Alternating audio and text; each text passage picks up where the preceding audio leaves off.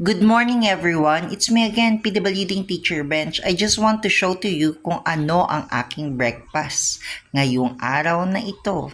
Eto guys ha.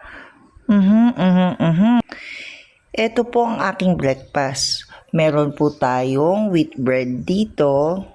Sa side dito, nasa na yung aking wheat bread. Ito ang aking wheat bread. And then, I do have ampalaya.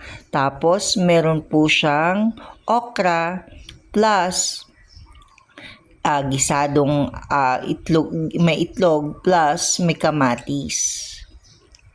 Ayan po ang agahan ng PWD kagaya ko na nangangailangan ng kagalingan.